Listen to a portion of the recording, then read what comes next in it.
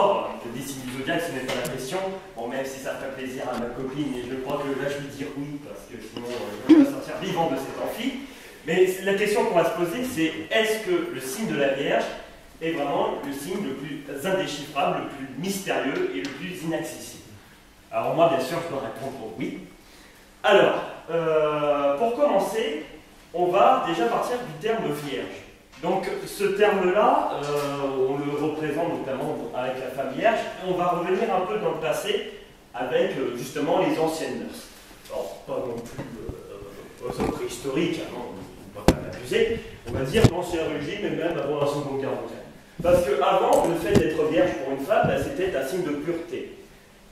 Si un inconnu ou un bon juan venait à faire perdre la virginité à une femme, bah, tout simplement, la femme était considérée comme sale. Elle était comme si, alors, considérée, on va dire, comme insalubre. On dit ça pour une pièce, mais bon, on va dire que les femmes étaient prises un peu pour des objets avant. Hein. Quand vous mettez le droit de vote en 1945, c'est un peu tard quand même. Donc, pourquoi je dis ça donc, sur ce terme-là? Tout simplement parce qu'il y a donc une protection. La femme protégeait donc son corps et également son esprit. Donc, maintenant, à partir de ce terme, on va venir à la constellation de la Vierge avec deux bonnes histoires mythologiques, de celles que tout le monde adore les Grecs, notamment avec les Olympiades où ils étaient tout nus. Hein. L'ère du naturiste était née à ce moment-là. Et donc, la première histoire, c'est celle d'Astrée. Donc, Astrée, c'était la fille de Zeus, donc Zeus, bien sûr, personne ne connaît. Hein. C'est un nom qui n'est pas courant. Hein. Bien sûr, c'est l'humour, hein, et donc on avait Astrée donc, qui était la fille de Zeus, également de Thémis. Et elle était venue sur Terre avec ses qualités de vertu et de justice. Justice. Et on va dire que, comment dire, bah, elle a été déçue par les hommes. C'est étonnant. Et donc, vu qu'elle a été déçue par les hommes, et ben qu'est-ce qu'elle a fait? Elle a remonté sur l'Olympe, tout simplement. Alors, on peut avoir ce sentiment ici, un sentiment de déception, et vous allez voir que dans ma conclusion, bah, on peut se demander, est-ce que la Vierge se plaît avec les mortels? Bon, là je vous ai répondu carrément à la question. La deuxième histoire, c'est l'histoire de Érigonée. Alors c'est le nom que je donnerai à ma fille plus tard, vous voyez, c'est très charmant comme nom, j'adore. Et donc c'est la fille, cette fois d'Icarios. Donc lui, il n'est pas connu, ça c'est sûr. Mais Icarios, son mari et Érigonée ont donné l'hospitalité à un dieu que les hommes aiment beaucoup, c'est le dieu du vin et des grines. Donc qui est bien sûr Dionysos. Alors quand Dionysos a fini ses petites affaires, donc il a vécu durant longtemps, il a profité de l'hospitalité à fond, tout simplement, pour remercier Érigonée, oui, parce qu'on remercie la jeune fille et non pas la mère, hein. Après est-ce que c'est une question d'âge, je ne sais pas, mais bon, il préfère remercier Érigonée, et qu'est-ce qu'il a fait? Il lui a donné ses vignes et son vin. Et c'est là qu'est né le vin. Et donc, on a eu les fameux bergers, et aussi quelques chasseurs, vous savez, ceux où la carabine marche une fois sur deux et qui vont à l'ophtalmo tous les 10 ans parce qu'ils vont savoir reconnaître un humain d'un sanglier. Je critique pas du tout les chasseurs, hein, non, pas du tout. Et en fait, croyant que la boisson était empoisonnée, bon, bien sûr, ils n'avaient pas de preuves, hein, bien entendu, donc, alors ils n'ont pas tué la fille parce que bon, voilà, non, on ne tue pas les plus jeunes, on tue toujours les plus vieux, donc on va tuer la mère. Et donc, ils ont tué Icarios. Et lorsque Icarios, donc, était morte, et ben Érigonée, se sentant responsable de tout ça, et ben elle s'est suicidée. Donc là, on a vraiment le sentiment de responsabilité, et précédemment, on a eu le sentiment de déception qui va avec la protection. Donc la protection qui va avec également l'inaccessibilité. Donc maintenant, on vient vraiment au signe de la Vierge, avec ses qualités qui vont en découler, et également ses défauts. Alors dans ces qualités, on a déjà l'intelligence. On a le sérieux. Dans le travail, on a la ténacité, mais attention, une vierge travaille non pas pour briller, mais elle travaille pour soi-même, pour du bon travail, tout simplement.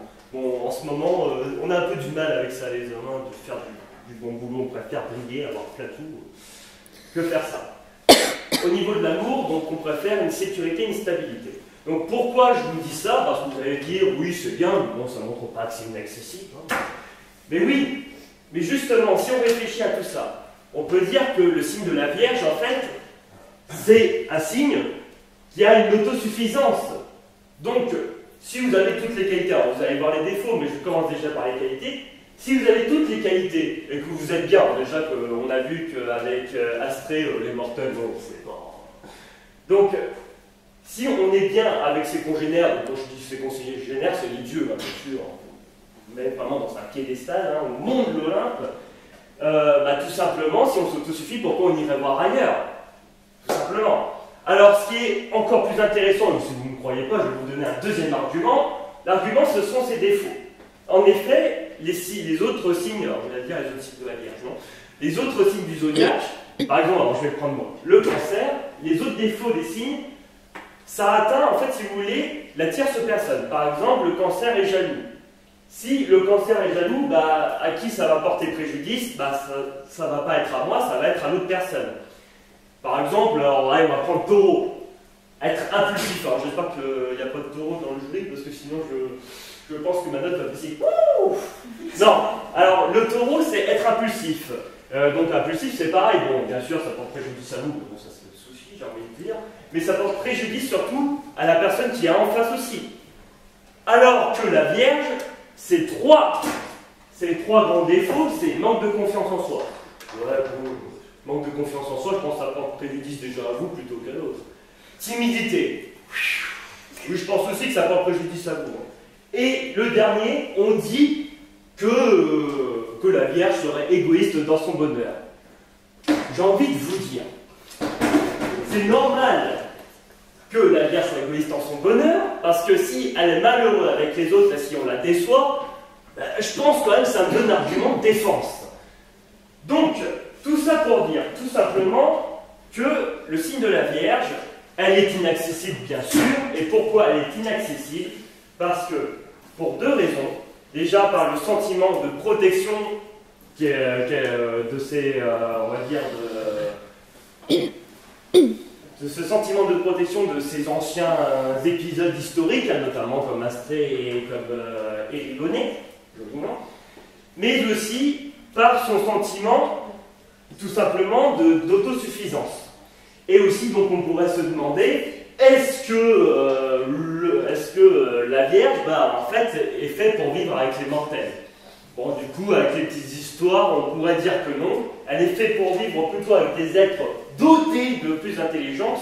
Bon, est-ce que les dieux, après, sont intelligents? Ça, c'est une autre question, mais bon, je ne vais pas débattre de ça aujourd'hui. Et je terminerai seulement par une citation de Romain Gary qui résume très bien la Vierge. Donc, en fait, si on a une inaccessibilité, excusez-moi, c'est l'émotion.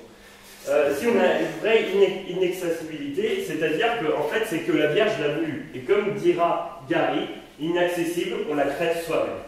Je vous remercie.